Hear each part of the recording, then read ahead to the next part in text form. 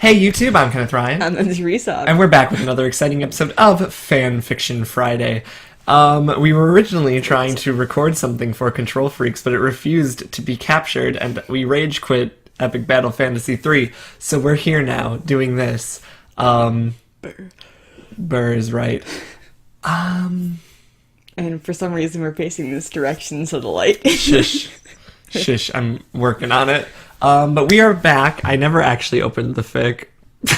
Yeah, we can still be talking. Let me pull up where we were. Whatever chapter we were 54. 55?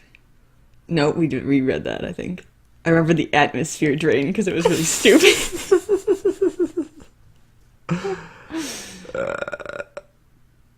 This is new. Okay. So we are picking up with chapter 56. We're almost there. And we're gonna do it. We're gonna roll with the punches here. All right. God. Here we freaking go. Where did it end last time? This was getting serious as the red moved the ant off of his navel. Oh yes. The dead end. The dead He had one. his stupid little tranquility garden in his belly button for some Yeah, fucking he was reason. doing this dumb. Well, it wasn't dumb, but it was like it was mostly a dumb Zen garden thing. Red's weird and antisocial and stuff, but he's not like that messed up. Right. He's not like that. Yeah. Anyways, it sounds insulting to some people. I don't know. Green stared down at the four males, sitting demurely, subdued before him. In fact, not so demure, Green corrected himself as he fought down the urge to throw a hissy fit. What? Hissy fit as in a major throw shit round kind of fit. What? But he had manners and essentially a kind of front and image to uphold. Okay. Where are we? What is the point of this? We are less than 3 sentences in and I'm already questioning everything. It's 4 sentences. Green sighed. Some days he wished he could go back to that awful, insolent, flirty teenager he used to be.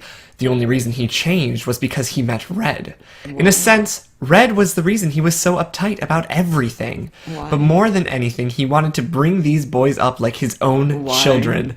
Teach them how to become proper adults with all the right upbringing. Okay. Because hell did they need it. Uh-huh. Fuck, they needed it. They're already grown up. They're legal. Not to drink, but they're legal. Green exhaled loudly through his nose, gearing up for something truly special right there and then. He honestly had no idea how these young men in front of him would ever become proper and safe additions to society, especially after all the complaints. And they lived on their own for an entire year. I know. But we're just going with what is written for us. All the complaints the psychologist had received today. Why did he receive complaints? More than he could count the hairs on his head. We're gonna get there. What? Green ran a hand through his perfectly spiked hair. Okay. He was not amused. We already said this. The four before him just... He didn't know when or how they were going to see they couldn't act like they were invincible. They weren't invincible. They liked to think that they were, and that was what their downfall They would don't be. think they're invincible. They've been traumatized. Where They are almost died we? multiple times. Literally, where are we? Yeah, how did this happen? Green didn't want to see them get hurt because of that. He wasn't always going to be around for them forever. So I can go look up stuff on my Green crossed his arms, biting the inside of his cheek as he looked at each individual misfit carefully, his intellectual mind whirring. They were all so different, but at the same time they all mirrored one another so well. Despite both Morty and Faulkner being perfectly healthy mentally, the tournament had obviously left its imprint, its scar, on them too. The brunette checked his watch and glared at the lot of them as they shifted in the pregnant silence. Gold was insolently picking his teeth and sitting in a rather sprawled, unrefined manner. Gold just screamed naughty bad boy, and Green had no idea how Silver found that attractive. Morty was reclining elegantly in a large exotic powerful cat. imperiously inspecting his fingernails with an air of supreme boredom in his liquid violet eyes. Faulkner was lying on his back like a beached whale, being outright rebellious with his feet, shoes still on, mind you, propped up on the sweet sofa cushions whilst blowing soft raspberries as the silence dragged on, and Silver... Well, Silver was perfect. Always perfect, and the brunette had to admit that the redhead, whilst influenced easily, often realized his wrongs thereafter rather quickly. Green had no issues with how Silver was sitting straight back, head bowed slightly, his lips in a thin, serious line as if he knew exactly what was going on. All of this was in respect for his elder, and his elder's... LOL! His elder's subsequent Silver rage... is not like this. That was... Maybe like his father when he's like, I'm gonna get hit or something, but... Let him have his moment.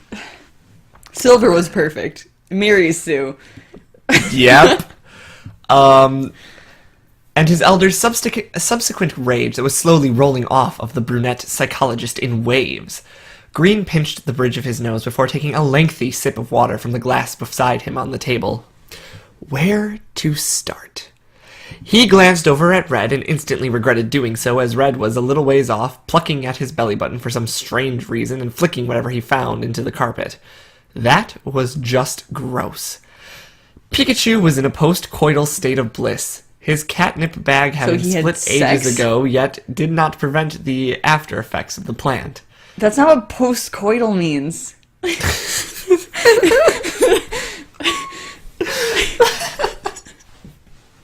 He's drugged up, yeah, but post-coital means literally that he had sex. This is afterwards. Oh my god. It was still wearing off of the feline, and Pikachu was beyond loopy. He was high. And that catnip doesn't affect cats that extremely usually. They get hyper and stuff. Did you see the video where the girl had like the catnip jar and the cat knocked it, like she set it down, the cat knocked it over and was just rolling around and it was wild. It's hysterical. I know. Deciding to leave it and ignoring his OCD was rather difficult. Green found he could manage in the end and turned away from his lover with a shudder. Red had strange habits. Green only really came to terms with it as of now. Red had some seriously strange habits that Green had no hopes of making him get rid of. I don't understand why he's angry with them. They were still golfing. They left from golfing. The other two were doing archery. Now this is just suddenly happening. I know. But that was not as important as the band of misfits in the front row, in front of him now. Clicking his tongue, he eyeballed them all quietly. Morty held his stare rather well before glancing away like he knew he had done wrong. Yet a small, quirky smile tore at his lips, giving Green the impression that the blonde gymnast was not at all sorry. Green knew he would have a hard time getting his message through to the impish young athlete. Faulkner didn't even meet his gaze, guilty as they came. This is all literally pointless. Gold's hawk amber stare was piercing, and Green allowed himself not to flinch. The powerful raven-haired male was lucky he was gifted with such a unique eye color. The bright amber gold, the eyes and color of a predator, could convey the most brutal of glares, and in this case, heart-stopping stares. But eventually Gold turned away, blowing his fringe out of his eye in boredom. Silver met his gaze shyly. His pale, silvery gaze was soft and trusting, a huge contrast to his boyfriend's impertinent, hot stare. His pale cheeks dusted with a giveaway precious pink from embarrassment and shame. Green felt his heart melting for Silver. What? No. The poor baby was an easy target for the other three nasty boys surrounding him. No. No. Green felt like he needed to protect Silver from these salivating, hungry wolves because they were corrupting the redhead too quickly. In 2 chapters previously, he said, I want you all back here by 5 p.m. in order for me to give you the lecture of your lives. Got it, and okay. That's what's happening now, I guess. Okay. And in a bad way as well. That's what corrupting means. Mm-hmm. Such bad influences. You can't corrupt them in a good... Such bad influences Green threw crossly as Silver let out a small squeak and hid his face behind his gorgeous, long, shining, dark, foxy red curtain of hair. Why? Smiling softly. This is the worst Silver's gotten so far.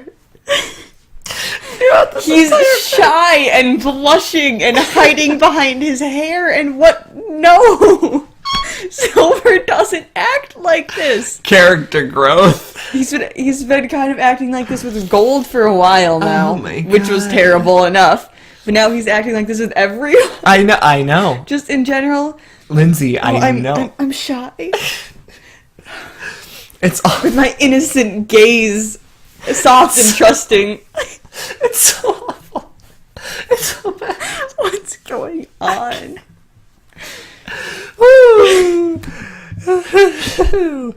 Smiling softly more to himself, Green sighed once more before pinning his most icy glare to his features. He might as well try to do it right before his facade dropped and the boys wouldn't take him seriously because honestly, they were all such lovely people. He couldn't stay mad at them for long. So then why are you lecturing them right now?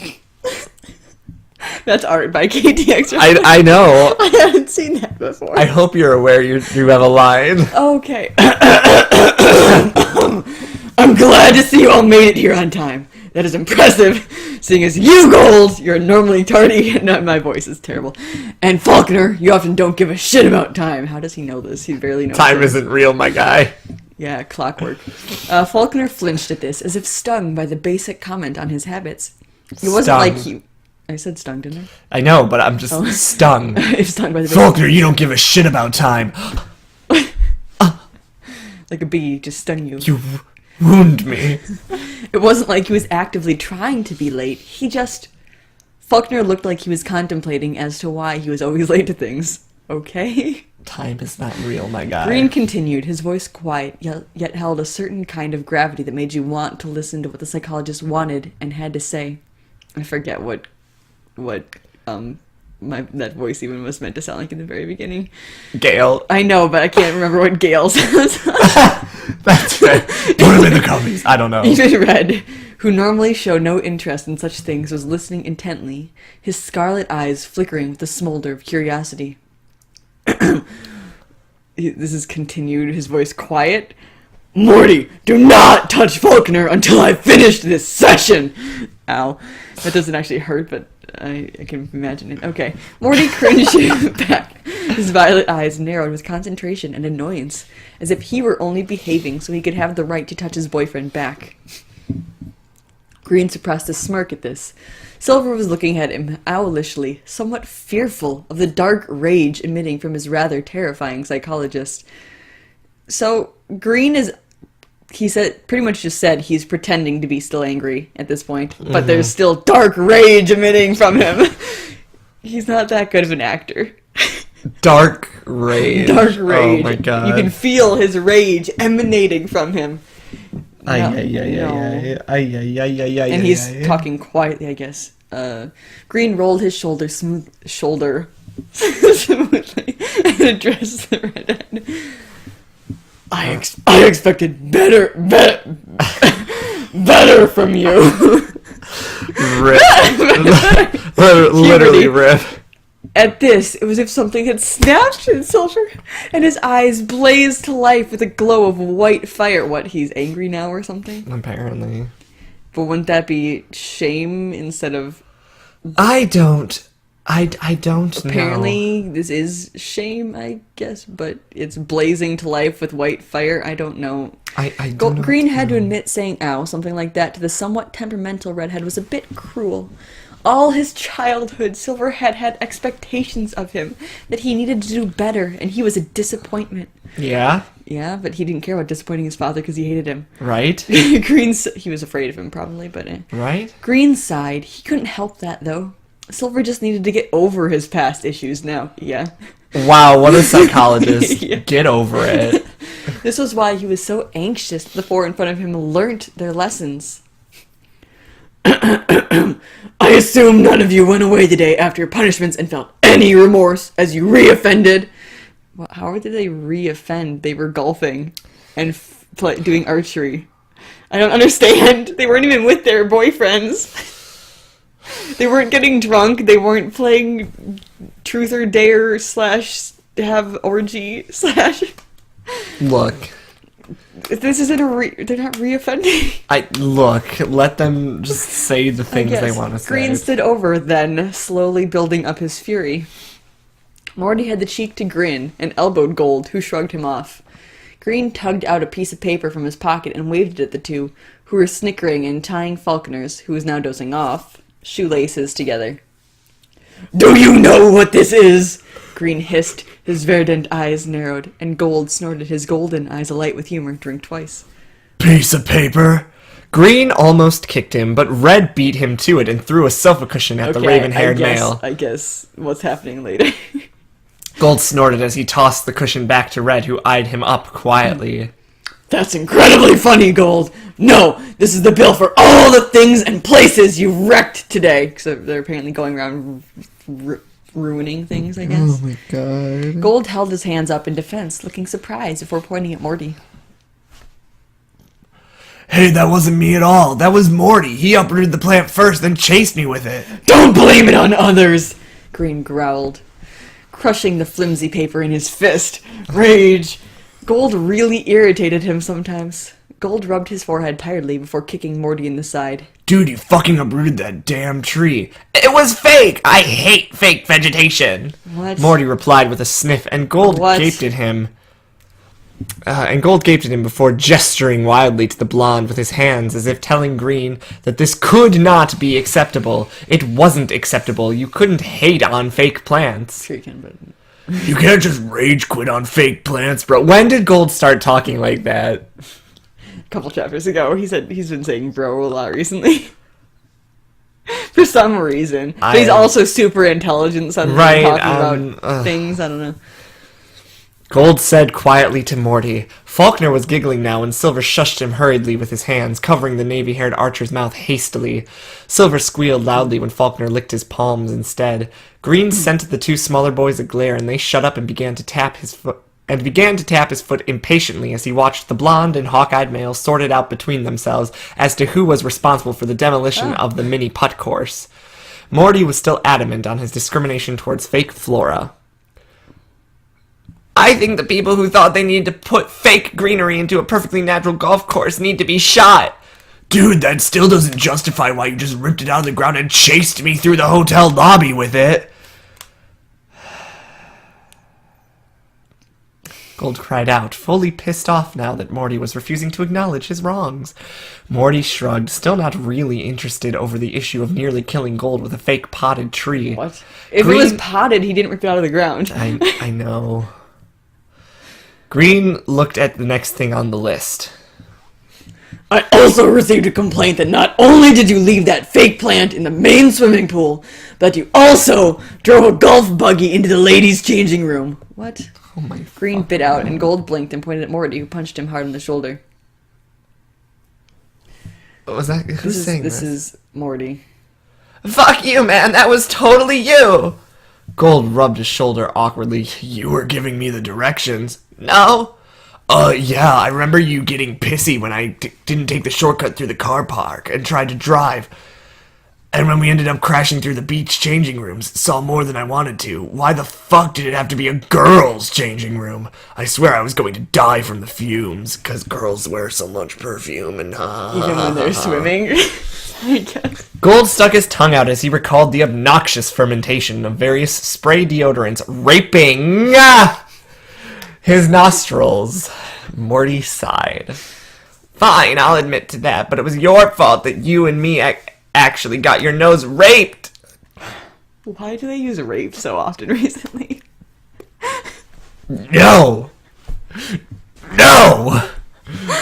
By the smell in there. You were too busy trying to see what kind of bikini would look good on Silver. How did he know this? Gold, horrified. Why are they just making shit up and... None of this would happen. Literally none of this. If you're doing this, you're seriously... No one does this in real life. Maybe in, like, Disney Channel movies. This fic is a Disney Channel original series. Where they accidentally ruin a hotel, then they have to, like, pay for it back, and then they go on some weird get-rich-quick scheme to get the money, and then they adopt a dog, and I don't know. Yep, that's basically what this fic is, though. And end up singing a song in some contest, and then winning the contest. Which forgives them of their debt somehow, and yet they still have money on the side, too. Yeah. Okay. Gold horrified kicked Morty again, who retaliated with a hiss, and Green, running both of his hands down his face, barked at the two to just shut the fuck up and stop fighting. Silver had gone bright red as he stared at Gold with a mixture of horror and embarrassment. Faulkner was cackling away merrily into the redhead's slender shoulder. Silver slender drink. Red decided to voice one question that was probably bugging the majority of them. Why were you driving a golf buggy? How come I wasn't there? Gold shoved Morty off of him. The blonde was attempting to bite his nose. Gold batted the gymnast away once more as he turned to Red, distracted. You were too busy rearranging the mini putt course, sticking flowers into the holes and everything, so we got bored. Morty did because he can't golf for shit. So is Morty the bitch of the two? Ow! Gold yelped as Morty bit him on the ear in annoyance. I'm not shitty at golf. I'm assuming Morty is saying that? Yeah, but it's not dialogue. and took a day trip to the other golf course on the other side of the hotel. So... The other golf course. There's another golf course, because this is a really fancy hotel, remember? But, what was I gonna say? Did they just forget about their bet for the winner gets the other two to these bitches? Yeah, probably. Yes, probably. They just dropped that plot point. The whole reason they were golfing in the first place is just so that they could have this shit happen afterwards? Yes, probably. Okay. Green sighed as he watched the two bicker some more. Eventually, Morty, sitting in Gold's lap, nose to nose with him, arguing as Gold stuck his fingers in his ears, Why is not Morty in his listening, lap? spouting nonsense as the blonde attempted to point out how horrible a human being he was. Green decided now was a good time to just bust a blood vessel and let it all out. Enough, all of you, just enough! Blah, blah, blah, can't hear you. Waffles on a sunny, floppy grandmother's train. What? What? What the fuck? Gold unplugged his ears, squinting up at Green, who inhaled deeply through his nose. Boy! His whole being shaking. Faulkner had curled up into Morty's side in fear, and Silver was left stranded. That was the extent of his and the archer's deep friendship, apparently. So the redhead merely rolled in on himself and looked apologetic. Green basked in the pure, simple silence that greeted his ears. That is until Red gave Pikachu a round of applause as the feline toppled, heavy muscle and all, in what could be called a cat-forward roll. What the fuck? Sending Red a pointed look, Green watched it as the strange man wrinkled his nose in apology and shoved off on his butt with his cat to a corner where they could continue their whatever the hell they were doing without disrupting the solemn atmosphere. But Red is in trouble too, isn't he? No. He was putting flowers in the golf holes! He's fine. But apparently that's fine. And then Pikachu is doing his post-coital whatever the shit. Now suddenly he and Red are having a Red is cat a secondary main character. What he does doesn't matter as much. I guess. Turning back to the task at hand, Green considered what he wanted to say next. Not only did you both destroy a changing room with a golf buggy, but apparently you went streaking. Oh, that was me. Faulkner raised his hand awkwardly from where he was cushioned into Morty's side. Green pinned the archer with an evil stare, and Faulkner cringed further into his boyfriend. Oh, here. Why? Green asked, exasperated, and Faulkner scratched his head as if he couldn't remember correctly. Well, I remember telling Silver it was easier to train in the nude. He kind of bought it, but he told me he'd only do it if I did it too. Green almost face-palmed. Silver was too naive for his Silver own would good. not believe this. The poor baby. He's not naive. Was going to get manipulated. He's not a badly poor baby. Later in life. He's not easy to manipulate. Poor baby. Oh, the poor widow baby. He's so innocent and pure. And what the fuck is wrong with him? Character growth. This isn't growth. Especially when Gold wasn't there to save him. Gold doesn't need to save him. He's perfectly fine by himself. He lived by himself. Silver was looking at his friend, horrified. You tricked me? Faulkner gave him a sheepish smile. Silver hissed angrily like a livid cat. You took photos! What? Faulkner's smile grew.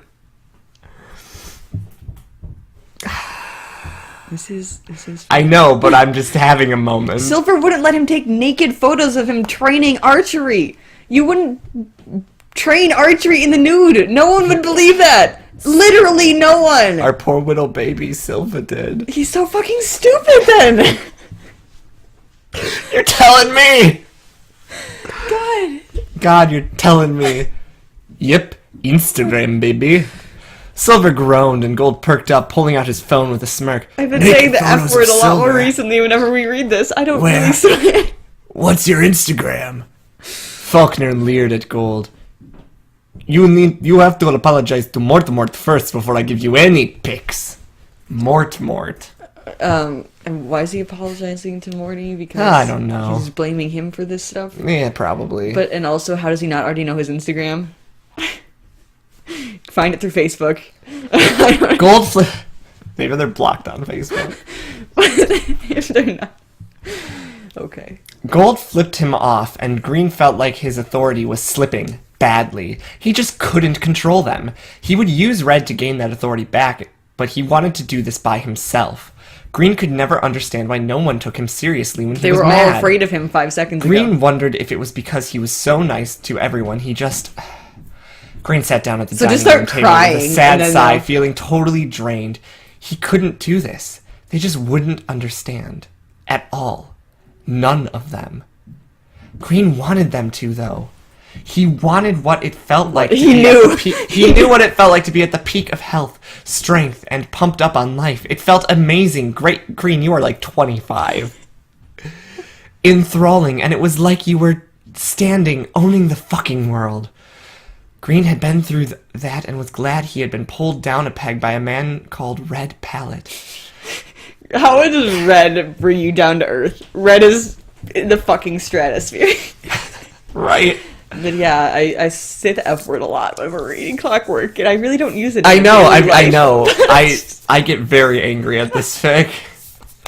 He stayed silent for a long time until the bickering and tomfoolery subsided as the four realized he wasn't focusing on them anymore.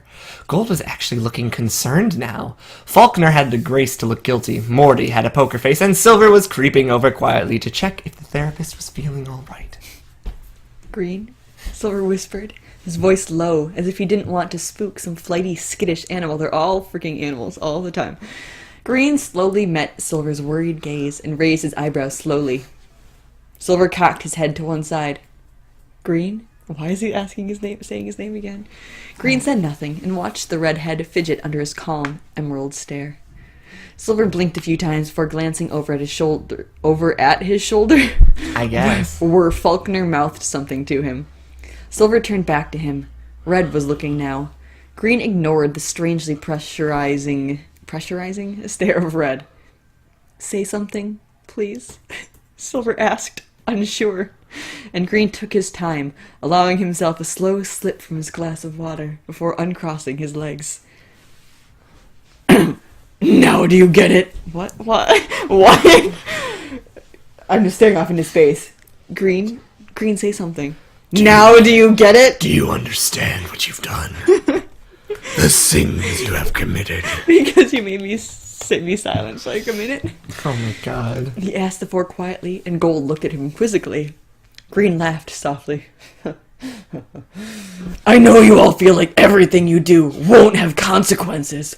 Yeah, you have to pay for this. But believe me, once you all get out to the real world, you'll all have a huge shock. They all live by themselves. Well, Gold they were in a terrorist attack. I think nothing can be more shocking than that. They understand the real world. I'm assuming Morty and Faulkner, are they living together already? I think so. They agreed to move in or something? I believe so. They live together by themselves. Gold and Silver live together by themselves for an entire year until these two moved back in. But, okay, they kind of failed at that because they sold their hairdryer and the TV and whatever. Yeah, they suffered. Realistically, they would have been fine. Right. No, you're absolutely right.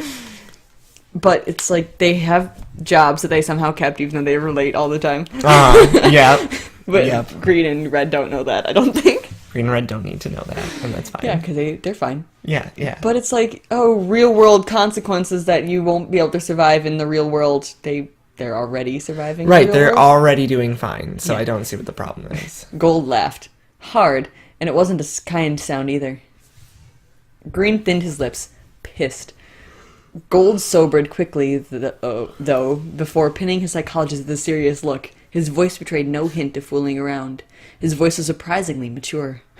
Green honestly had to admit he deep down very impressed and surprised. Me too. I deep down very impressed and surprised. Green, I knew you were a worrywart, but this is a bit ridiculous. We know everything we do has consequences. Green cut over him, annoyed that his point hadn't gotten across. No, you do not! Gold shot back. His expression stony. He's shooting back this next sentence, though, so I don't know why they would put that there. No, you do not. Gold shot back, his expression stony, as if insulted that Green had forgotten something important. Yes, I think we do.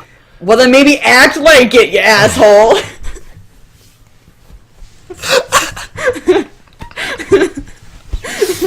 I want the funding to make this into a show. Oh my god. Green opened his mouth to retort, but Gold silenced him with a simple action of standing, and as he did so, took his shirt off. There, under the warm glow of the sweet lighting and the darkening gloom of the summer night, pressing down like a comforting blanket, stood in sharp contrast the awful ridges of the tally chart of cuts. Scars. They really wouldn't have scarred that much. Green felt winded. Of course. Gold looked worried and upset that the brunette male had not remembered something so potent. Yeah, you went through trauma, but that doesn't mean you can be a freaking child and destroy everything around you and whatever. You're right. Pulling his shirt back on, Gold's voice was gentle. My choices back then to act on finding you could have ended up with me dead. Silver shivered at the thought. Oh, no. And I have to admit it, Green, but when you ran out of that room poorly disguised as Silver, I won't lie. I was proud but furious at you for your stupidity. You could have died. I care about you a lot, Green. Yeah, and Green You've was helped sacrificing me. his life. He realized the choices of his... But the consequences seeing of his you choice. do something so irrationally stupid just wasn't like you. The Green I know would have thought it out a bit more. What I'm other saying choice? here is we all do stupid things in life. You YOLO! only live once, and today I will admit we crossed the boundaries between downright moronic and acceptable stupidity. Yeah, by a lot. He's just like, oh, we know of the consequences, but it's... But we're still dumb. We're still gonna be dumb. That still doesn't explain anything for why you did it anyway. And what else could I do? Stay put? Trap like the rest of you and let more people die? Let them take Silver? Green growled. Gold closed his eyes quietly. People would have died anyway, regardless if you had gone or not. Yeah, they still Green died. was silent as he realized this was true. Gold watched him silently, his expression relaxed, but somewhat sad. This is Green. I just wanted to save Silver. They wanted him. I couldn't let them take him. I just couldn't. How is Gold somehow turning this back on Green? I don't know. It's not like Green didn't realize the consequences of his choice. He just decided that they were acceptable. Right. And that has nothing to do with the current situation. You guys are being stupid and you don't realize the consequences of your choices. Oh, we were traumatized. We made this choice and accepted the consequences for this other time. So that somehow makes this acceptable. No. No. Green choked out, slumping further into his chair in fatigue before shakily brushing his lips with his right hand. They threatened to tear out my tongue, you know. I couldn't. Well, didn't dare speak for fear that if I opened my mouth, they'd do it. Green murmured, and Gold swallowed visibly. Silver was watching the exchange through wide eyes, and Faulkner was playing with his shoelaces. Morty had gone rigid.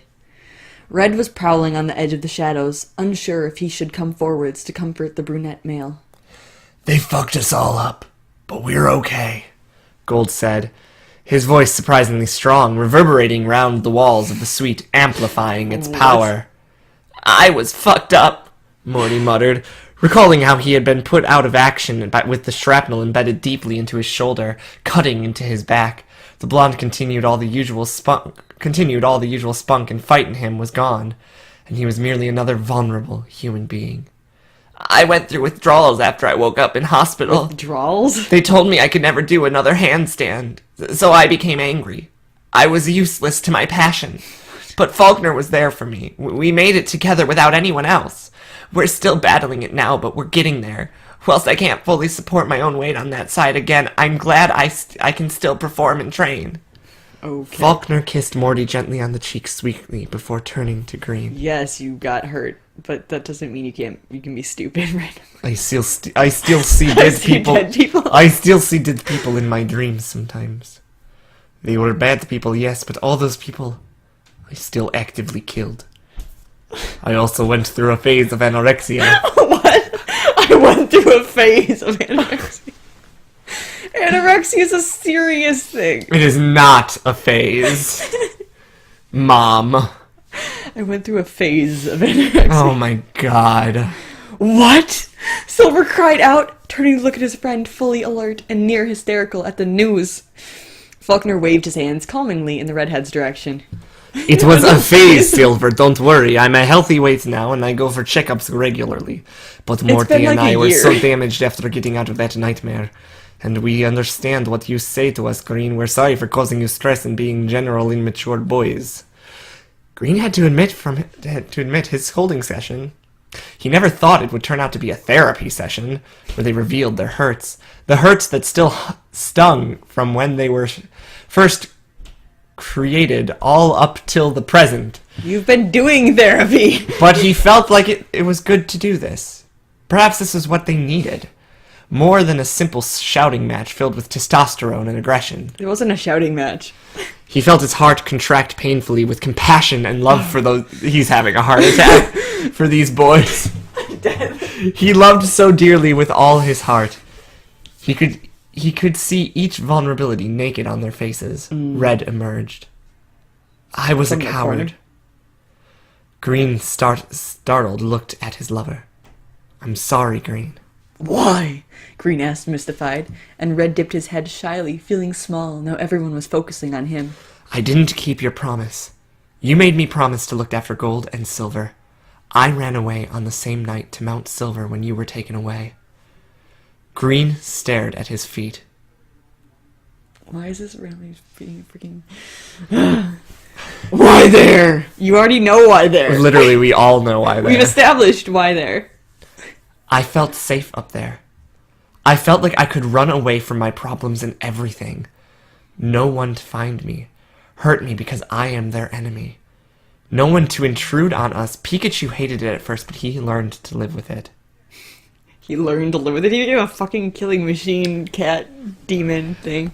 Red smiled and petted his tank-like cat on his broad, square-ish head lovingly. Pikachu purred, sweeping his poofy bottle brush tail. Why do they always say bottle brush tail? That's a shot. Red dipped his head again in apology. Silver then realized it was probably his turn to speak. Clearing his throat, he found he had nothing and expressed this. Faulkner immediately called his bluff. Silver was lost. Why aren't they actually talking? Right. No, I'm serious. I can't... Green wordlessly shoved a half-filled sketch pad over to the redhead and then rolled a pen. Red grunted, hating the fact someone else was using one of his sketchbooks. Why does Green just randomly have one of Red's sketchbooks? Right? That's a little confusing. But he could always neatly tear out that page anyway. Silver took the pad and pen thoughtfully. Draw the thing you fear the most, and we'll go from there, Green said kindly. Why? Oh my god. Silver gave a writhe smile at this and glanced quickly at Gold, who looked down at his lover vaguely confused. Silver drew quickly and precisely, this time not bothering to get dimensions or anything correct. He just drew. Silver's a terrible drawer, so... Yeah, I know, like... When he was finished, Faulkner was trying his best not to laugh at the redhead's poor art skills.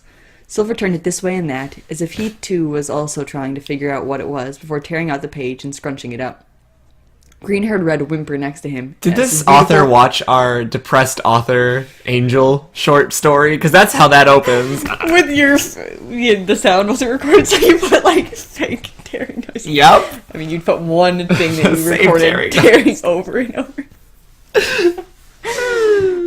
Red whimper as Green heard Red whimper next to him as his beautiful, pristine sketchbook was mauled. Why would Silver just be ripping up Red's sketchbook? Oh my god. Silver took up the pen and drew again and again and again until a small pile of paper balls had accumulated at his feet. It's Angel. It's Angel. Princess Diana, warrior, whatever. Princess Diana. Or just Diana. Diana, warrior princess, the untold story. Hey, if you guys are a fan of our channel, if you go back about 2 or 3 years, you'll find a video called Angel, a short story, and it's a 15-minute video that we as Rec Room did, and I wrote it. It's wild. I highly encourage you check it out if you haven't, and let us know what you think, because it's wild. Okay. Finally, Red couldn't stand it anymore, and, in a moment of pure kindness, offered to draw what the mercury-eyed team wanted. Silver seemed to think this over before agreeing hesitatingly. Hesitantly would be better, but okay. Yep. Passing the pen and pad to its rightful owner, Silver whispered into Red's ear what he'd been attempting to draw. Green knew it was something interesting, judging by the blatant display surprise that flickered across the blatant display of surprise Yeah. that flickered across Red's usually emotionless face. His dark, slender brows shooting up into his hairline. Why is this so surprising to you? The action was not missed by the other 3 males. Gold specifically, intrigued by this, bent over to look as Red began to draw for Silver. A perfect clock. Red had drawn a perfect piece of clockwork. Ah! It's like the 7th time. Ah! Silver hummed approvingly, and Green stared at the drawing, entranced, knowing perfectly well Silver didn't fear clocks or anything as such. But he glanced up at the redhead, asking him silently with his eyes to explain. Silver did. So why isn't Silver just saying this instead of drawing a clock? Yeah, right? Like, just say it. I fear time. I fear it because it's never ending, and moments can be relived because of this, and thus the past can never actually be forgotten. I am afraid of what happened, what Team Rocket wanted from me. They wanted you dead. I keep going back in my mind to what if. What if they won? What if I gave myself up and you stayed behind? What if you died? Silver turned to Gold, who said nothing but looked down at his chest where he knew Silver was looking at the scars. Silver shook himself. I know it's stupid, being caught up in the past, but I can't help it. I know you still cry, Gold. Bitch, don't out me. Silver addressed the raven-haired male directly, and Gold didn't look embarrassed and nodded, admitting it. Yeah, I do. Want to know why? Because I can't believe I made it out alive. Gold was blunt, but Green could hear his voice wavering. Morty agreed with him on that, expressing how he had blacked out after the 3rd explosion and wondered if he was dying, but woke up instead to Faulkner's puffy, tear-stained face in a hospital a day later. Faulkner went over to Silver, and then held out his hand for the drawing. Red passed it to him, uncaring now what happened to that specific sketchpad, seeing as Silver had already ruined it. Taking up the pen, Faulkner drew a big X through it with purpose. You are not Clockwork. Silver stared. This entire thing Faulkner continued. You, nor I, or them, or anyone for that matter, not even Pikachu are Clockwork. We might be wound up on a spring that will eventually stop one day, but we aren't as simple as that. We're people, not machines. Time is important, but instead of dying over and over in the past like a piece of clockwork, perhaps you need to stop thinking so old-fashioned and pick up, say, a remote, a TV remote, and fast forward into the future. Where do you see yourself in 10 years' time? Faulkner asked, the question being open to the floor. Red shrugged and looked at Green pointedly, who blushed. Morty expressed he'd like to be living quietly in a small town in Hoenn together with Faulkner. Perhaps they'd have adoptive kids. Faulkner gaped at Morty, realizing what this meant. No, he didn't! Did you just indirectly propose to me? No, he didn't! Faulkner asked, awed, and Morty blinked and covered his mouth with a hand as he realized his glorious mistake. He didn't! At all! Oh, I want to be living in a house with Faulkner. Maybe we'll have some kids. Did you just indirectly propose to me? Are we... No, he didn't. Faulkner dropped the sketch pad and flew into the blonde's awaiting arms to kiss him passionately. Yes, my answer is yes, Morty. I do. I will. Oh my god, yes, I'll say it 1,000 times if I have to. Oh. He didn't even ask you to marry him. He didn't even acknowledge that he was indirectly asking you to marry. Y'all are wild. Smiling through his tears, Faulkner cuddled the blonde goofily before remembering his initial question and gazed at Silver through dewy eyes. Morty hasn't said anything. Silver looked at Gold, who gave him a crooked smile, reacted. and Silver didn't know exactly how to think. All his life he had been taught life was clockwork, like clockwork, was clockwork. Was clockwork, like clockwork, was clockwork. Who taught him this? How did he learn this? No one would have told him this. My love, she keeps me warm. Continue. That you were wound up at the beginning of life and wound down until you stopped altogether, dead. That different lives, love for things, others and more, and that interactions around him fit together seamlessly like a huge machine. And now here was one person, his best friend, telling him to ignore that whole lifestyle he had created for himself, and think outside the box.